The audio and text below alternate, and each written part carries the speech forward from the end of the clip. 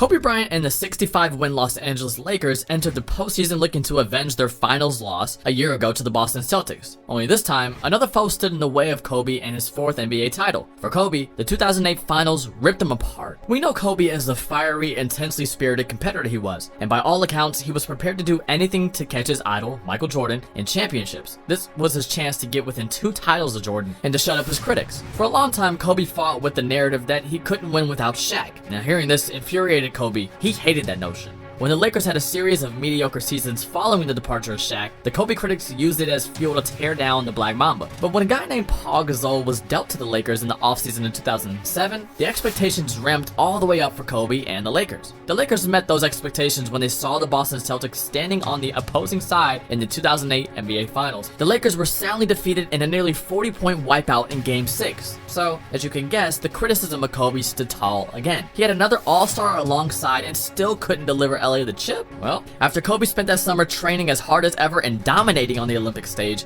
he was ready to come back for the 08-09 season and to lift LA to the mountaintop. The Lakers finished the next season winning 65 games, the third most winningest season in franchise history. Kobe was ruthlessly motivated more than ever, and fans were ready to see basketball royalty restored in the City of Angels. The Lakers took care of business throughout the 2009 playoffs and returned to the final stage, just 1 year removed from a dreary loss. We notoriously remember 2009 as the year that promised Kobe versus LeBron in the finals. That didn't happen thanks to a team led by a Defensive Player of the Year and an army of three-point snipers on the perimeter. The Orlando Magic got in the way of what would have likely been the most championship game in history of sports, but that's because they were a really good squad. And for that very reason, the 2009 finals promised to be a really competitive series, and a chance for Kobe to get the Shaq notion off his shoulders. In just game 1 of the series, Kobe erupted for 40 points and fell just short of a triple-double. He came up with a clutch game 2, scoring 29 points and 8 more assists, helping the Lakers score 13 points in overtime to secure a 101-96 W. After a narrow 4-point defeat in game 3, Kobe's 32 and 30-point masterpieces in the next 2 games closed out the Magic in 6 games.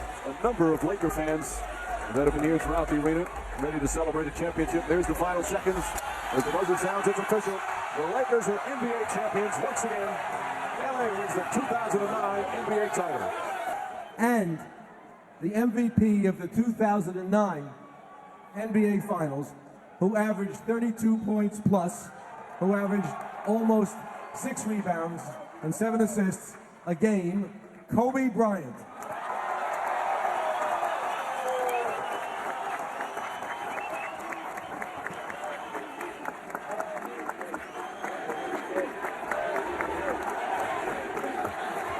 Kobe, now a 4-time champ, included a chip without Shaq, was a made man. That's not to mention he repeated the following season, this time knocking off the ex-champs from 2 years ago and getting revenge. Take that, haters. Puts up the 3, won't go.